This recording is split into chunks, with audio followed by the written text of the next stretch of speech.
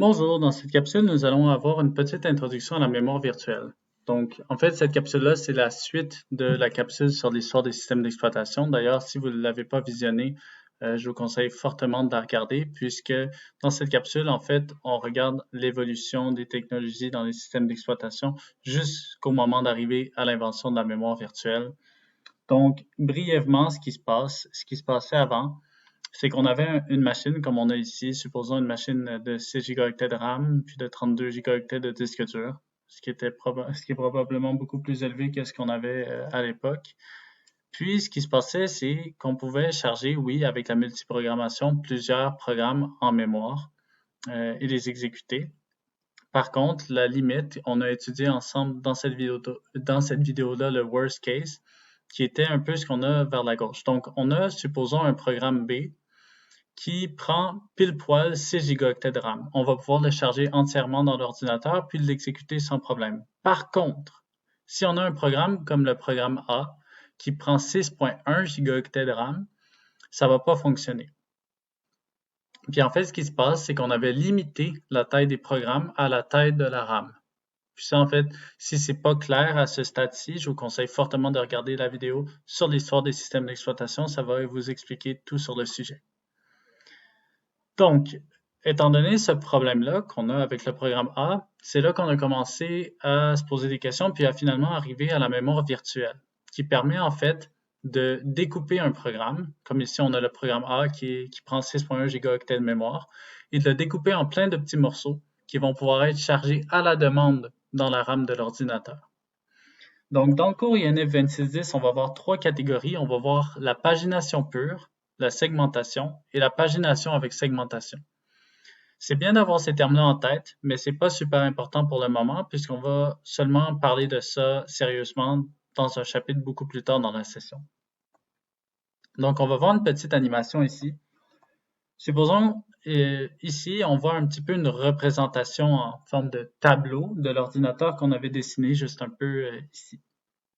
Donc, on a un bel ordinateur de 6 gigaoctets de RAM et de 32 gigaoctets de disque dur.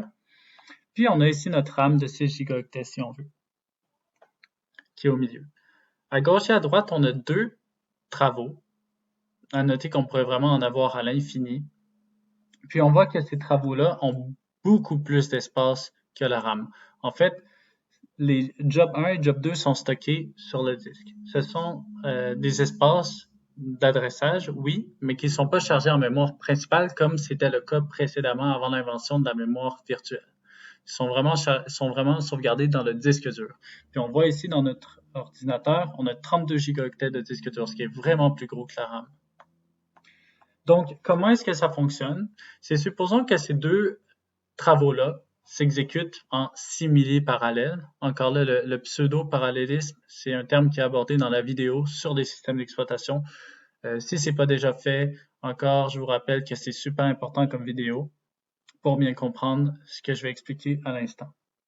Donc, supposons que job 1 s'exécute en premier, puis dit, bon, OK, moi, pour commencer mon exécution, j'ai vraiment besoin du bloc A. Donc, ce qui va se passer, c'est que job 1 va dire, bon, OK, j'ai un bloc A, je vais le charger ici. Petite interruption, on pose initialement que la RAM ici est vide. Donc, job 1 va dire, bon, OK, j'ai besoin de charger le bloc A. Donc, chargement à la demande. Je demande de pouvoir charger A. RAM, dis-moi, est-ce que tu as un espace de vide? Donc, RAM va dire, OK, super, mon bloc ici est vide. Tu peux le charger sans problème.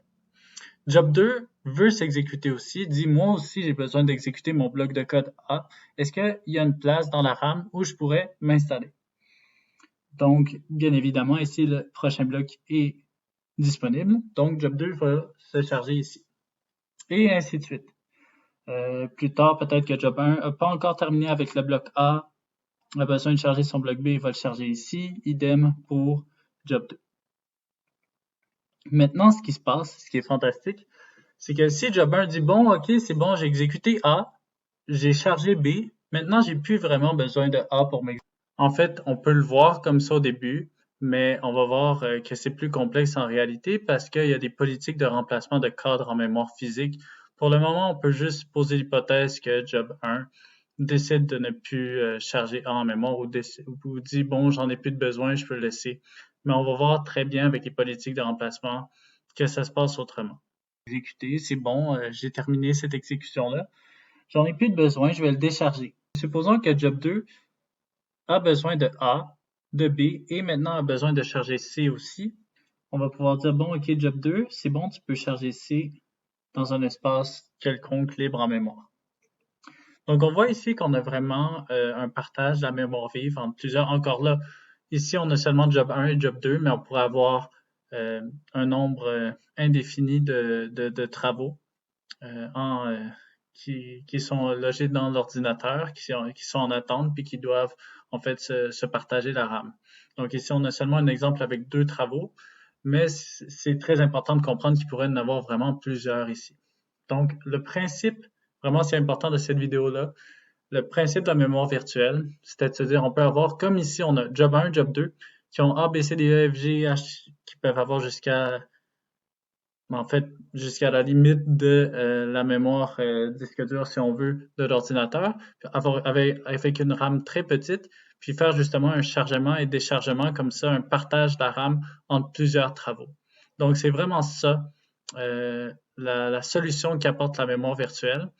La solution au problème qu'il faut se rappeler qu'on avait lors de la capsule de l'histoire des systèmes d'exploitation, qui était qu'on ne pouvait pas, avant la mémoire virtuelle, on ne pouvait pas faire ce qu'on a ici devant nous. On ne pouvait pas charger des jobs qui qui demandaient plus de mémoire que la mémoire vive. Donc, j'espère que cette vidéo-là a été utile, puis à la prochaine.